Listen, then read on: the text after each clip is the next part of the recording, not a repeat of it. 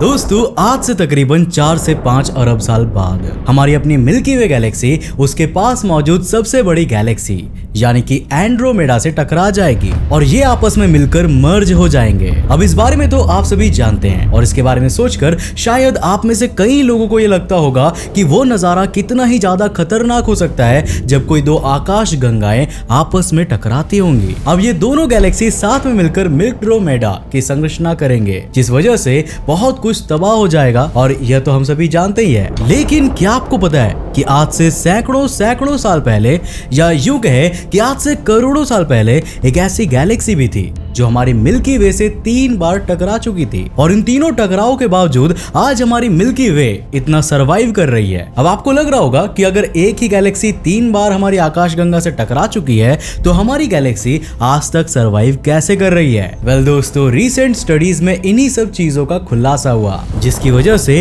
हमें ये पता चला कि आखिर असल मायनों में गैलेक्सी कोलिजन्स होता क्या है, इसके क्या परिणाम होते हैं, क्या वो टकराव इतनी विध्वंसक होती है या नहीं, और साथ ही साथ शायद हमारा सौर मंडल भी उस टकराव की वजह से ही बन पाया है जिसको हम लोग हमेशा से खतरनाक माना करते थे। वेल दोस्तों, आज के इस वीडियो को एंड तक जरूर देखिएगा क्योंकि इस वीडियो को देखने के बाद आपकी गैलेक्सी कोलिजन के प्रति पूरा अंडरस्टैंडिंग और पूरा माइंडसेट ही बदल जाएगा। तो हेलो गाइस, मैं हूं कौशिक और चलिए शुरू करते हैं आज के एक और साइंटिस्टिक एपिसोड को।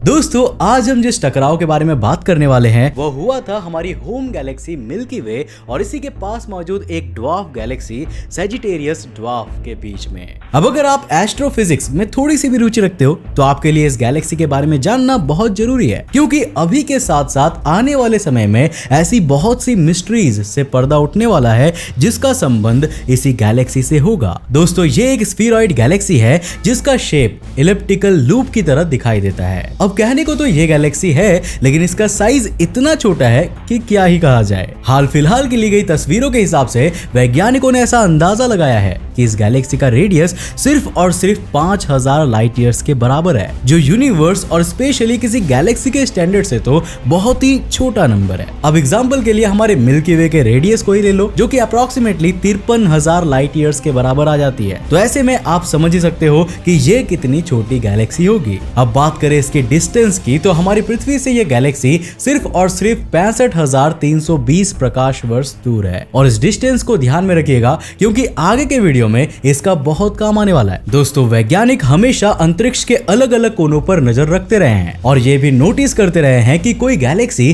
किस हिसाब से मूवमेंट कर रही है। जब सैजिटेरियस के साथ यह स्टडी की गई तो ऐसा पाया गया कि सैजिटेरियस ड्वार्फ किसी नॉर्मल गैलेक्सी की तरह हमारी मिल्की वे के साथ व्यवहार नहीं करती बल्कि हमारी मिल्की वे के लिए यह गैलेक्सी किसी सैटेलाइट की तरह है जो किसी अननोन फोर्स की वजह से बहुत धीमे पर मिल्की वे के चारों ओर जैसे चक्कर लगाया करती है। मगर इस चीज में एक ट्विस्ट था और वो ट्विस्ट था कि जिस ऑब्जर्व किए गए डेटा में सैजिटेरियस के पाथ को इवेंचुअली नोटिस किया गया था तो उसमें ऐसा पाया गया कि सैजिटेरियस का पाथ किसी प्रॉपर मैनर में काम नहीं करता बल्कि ये किसी ऐसे अनकंट्रोल्ड फोर्स के अंतर्गत मूवमेंट इनिशिएट करती है जिससे इसके पाथ को देखकर यह साफ समझ आता है कि ये कभी ना कभी मिल्की वे से टकराई होगी और आगे भी जरूर टकराएगी। और जब इस बात को हल्के से नजरअंदाज ना करते हुए थोड़ा सा फोकस के साथ देखा गया तो ऐसा यानी कि यूरोपियन स्पेस एजेंसी की टीम ने ऐसे 3 प्रोबेबल पीरियड्स बताए जब यह गैलेक्सी हमारी मिल्की वे से टकराई होगी, जिनमें से पहला था आज से तकरीबन 6 से 5 बिलियन साल पहले, दूसरा था 2 बिलियन साल पहले और तीसरा सिर्फ और सिर्फ 1 अरब साल पहले। मगर यार यहाँ कैच ये था कि ये बात सिर्फ और सिर्फ कागजों पर सिद्ध हुई थी मगर इसे प्रूफ कैसे किया जाए इसके लिए हमें जरूरत थी डेटा की, एक ऐसे प्रैक्टिकल डेटा की जो इस चीज को शो कर सके कि ये कोलिजन सच में पास्ट में हुआ होगा। और दोस्तों, कोलिजन को आइडेंटिफाई करने का सबसे बेहतरीन तरीका है गैलेक्सी में होने वाली फ्लक्चुएशंस या तबाही को रीडिंग्स के थ्रू आइडेंटिफाई करना। वेल, काफी स्मार्ट तरीका है ना। ऐसे ही स्मार्ट तरीके से आप असल जिंदगी में अपने पैसों से पैसे बना सकते हो और खुद को पैसों के मामले में सक्सेसफुल बना सकते हो। ऑथर डैरेन हार्डी के द्वारा लिखी बुक द कंपाउंड इफेक्ट के जरिए। इस बुक में लेखक ने बताया है कि कैसे छोटे छोटे बेबी स्टेप से आप अपनी लाइफ में बड़ी बदलाव ला सकते हो। अब दोस्तों, इस स्मार्ट तरीके के क्रम में आप एक और स्मार्ट वर्क कर सकते हो इस बुक की बुक समरी कुकू एफएम में सुनकर, जो ना सिर्फ आपके पैसे बचाएगा बल्कि आपका वैल्यूएबल टाइम भी। प्ले स्टोर पर 4.5 प्लस रेटिंग के साथ कुकू एफएम इंडिया का बेस्ट ऑडियो शो प्लेटफॉर्म बन चुका है, जिसमें आप लिटरली हर जॉनरा की ऑडियो बुक सुन सकते हो। अगर आप डिस्क्रिप्शन में दी हुई मेरे लिंक से कुकू एफएम ऐप को डाउनलोड करते हैं और हमारा प्रोमो कोड ATV को यूज करते हो तो आपको इसका ईयरली सब्सक्रिप्शन 50% डिस्काउंट पर मिल जाएगा, यानी कि 399 नहीं बल्कि केवल 199 रुपए। पर जल्दी कीजिएगा क्योंकि यह ऑफर वैलिड है केवल शुरुआती 250 सब्सक्राइबर्स के लिए। तो जल्दी जाओ, लिंक डिस्क्रिप्शन बॉक्स में। अब दोस्तों, जब बात आती है मिल्की वे के रीडिंग्स की, तो ऐसी चीजों का पता लगाने के लिए ही अंतरिक्ष की गहराइयों में हमारा एक बेहतरीन स्पेसक्राफ्ट मौजूद है जिसे गाया के नाम से जाना जाता है। अब जब साल 2000 के दशक में किसी ऐसे स्पेसक्राफ्ट की जरूरत महसूस हो रही थी जो हमें हमारी ही आकाशगंगा का डेटा दे सके, तो इस कमी को पूरी करने की जिम्मेदारी ली यूरोपियन स्पेस एजेंसी ने और तकरीबन 65 करोड़ यूरो की लागत लगाकर एक ऐसे स्पेसक्राफ्ट को तैयार किया जो धरती के ऑर्बिट से 15 लाख किलोमीटर दूर जाकर L2 लैग्रेंजियन पॉइंट में धरती के मूवमेंट के साथ स्थिरता में रहकर मिल्की वे के बिलियंस ऑफ ईयर्स पुराने डेटा को काफी बड़े एरिया में आसपास मौजूद पार्टिकल्स और एविडेंसेस के थ्रू उसकी रीडिंग जनरेट करके उसको ग्राफिकल वे में प्रेजेंट करने की कोशिश करता है। अब दोस्तों, जिस तरह से हम लोग सिग्नल्स को या अंतरिक्ष में मौजूद रेडिएशन को कैप्चर करने के बाद एडवांस टेक्निक्स के माध्यम से इस बात का पता लगा लेते हैं कि आखिर वो रेडिएशन पार्टिकल या सिग्नल कितना पुराना है, अब कुछ उसी टेक्नोलॉजी के ऑटोमेटेड और इनहैंस्ड वर्जन का इस्तेमाल करके ये स्पेसक्राफ्ट अंतरिक्ष में मौजूद पार्टिकल्स, रेडिएशंस और सिग्नल्स जैसी चीजों के एज, स्ट्रेंथ और अदर फैक्टर्स को अपने एल्गोरिदम की मदद से कैलकुलेट करके उसे अपने आप ही ग्राफिकल और रॉ दोनों वे में अरेंज कर लेता है, जिससे कि धरती पर जब हमें वो डेटा मिले तो हमें सटीकता से ये पता लग जाए कि आखिर स्पेसक्राफ्ट अपनी रीडिंग्स के थ्रू हमें बताना क्या चाहता है। अब अगर सच कहूं तो यार, साल 2013 में लॉन्च हुए स्पेसक्राफ्ट के बारे में मुझे भी अभी कुछ ही हफ्ते पहले पता चला था, और इस वीडियो की डॉक्यूमेंटेशन करते वक्त जब मैंने इसकी खूबियों को गहराई से जाना, तब जाकर मुझे इस चीज का एहसास हुआ कि यार, हम इंसानों ने कितनी ही ऐसी चीजें बना ली है जिनका सीरियसली अभी हमें खुद ही आइडिया नहीं है। By the way, coming back to the point, इस टकराव को कंफर्म करने के लिए जब हम लोगों ने गाया के अपने डेटा को एनालाइज किया तो हमें मिल्की वे के बारे में वापस से कुछ ऐसी चीजें पता चली जो सचमुच हैरान कर देने वाली थी। आज से 6 बिलियन साल पहले के डेटा को अगर हम लोग एनालाइज करें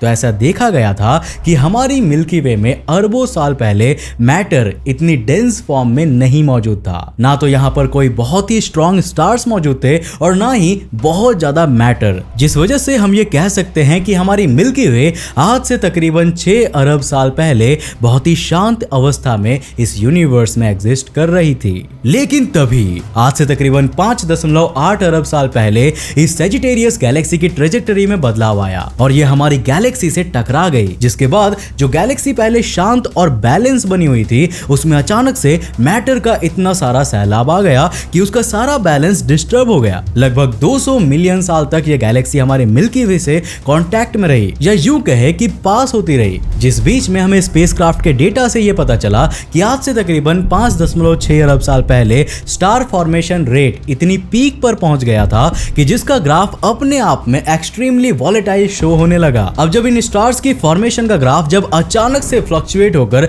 बहुत ऊपर उठ गया और वो भी ठीक उतने ही इंटरवल के बाद वो वापस गिर जाता है जितने इंटरवल में हम लोग टकराव का समय एस्टिमेट कर रहे थे, तो इस बात से और इस डेटा से ये चीज क्लियर हो जाती है कि हाँ, सैजिटेरियस की ट्रेजेक्टरी का बदलाव कोई धोखा नहीं है, बल्कि ये बात पूरी तरह से सच है कि वो गैलेक्सी हमारी मिल्की वे से टकराकर उसके आर पार हो गई थी, जिस वजह से उसने काफी सारे डस्ट पार्टिकल्स को अचानक से हमारी आकाश गंगा के अलग अलग कोनों पर फैला दिया। और उसी में से जब थोड़ी सी डस्ट पार्टिकल जब 1 अरब सालों तक इकट्ठा होती रही और एक जगह पर जाकर सेटल हो गई, तो उसने एक ऐसे सौरमंडल का निर्माण किया जिसमें एक रेड स्टार को इतनी ग्रेविटी मिल गई कि उसने 9 प्लैनेट्स को होल्ड करने की ताकत पा ली। और जी हाँ, सही सोचा आपने, एक कोने में बना ये सौरमंडल हमारा अपना सोलर सिस्टम था, जिसमें एक छोटे से ग्रह पृथ्वी की संरचना हुई और वर्तमान समय में वही से हम इस वीडियो को देख रहे हैं। नाउ गाइस जरा सोचिए कि यह तो हमने हमेशा से सुना है कि आउटर स्पेस से कहीं बहुत सारे डस्ट पार्टिकल्स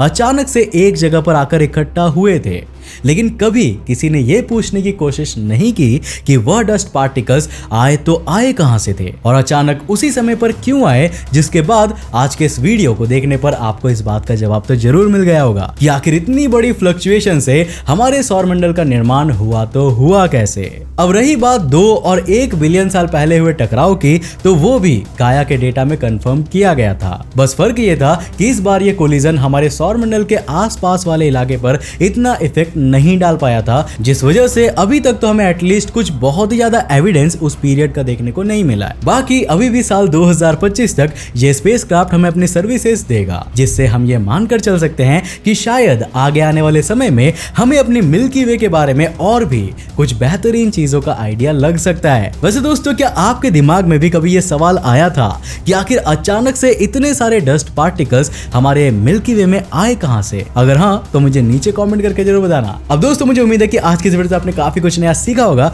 अगर सीखा तो इस वीडियो को लाइक करने के साथ साथ अपने फ्रेंड्स और फैमिली के साथ जरूर शेयर करना। अब दोस्तों, जाते जाते मेरे एक सवाल का जवाब देते हुए जाना। मुझे ये बताओ कि सैटर्न का एक मून ऐसा है जिसमें लिक्विड ओशियंस मिले थे, उस मून का नाम क्या है? मुझे नीचे कमेंट करके बताओ। देखते हैं किसने कितना सीखा है। और अगर नहीं जानते तो अभी जाकर चैनल को सब्सक्राइब करके अंतरिक्ष टीवी के सारे वीडियोस देखो। तो आज के लिए इतना ही। अगर आप नए चैनल पर इंटरेस्टिंग वीडियोस को देखना चाहते हो तो इस चैनल को सब्सक्राइब करने के साथ साथ नोटिफिकेशन बेल को ऑन करना, ताकि आप देख सको हमारे वीडियो सबसे पहले। तब तक के लिए बाय, जय हिंद।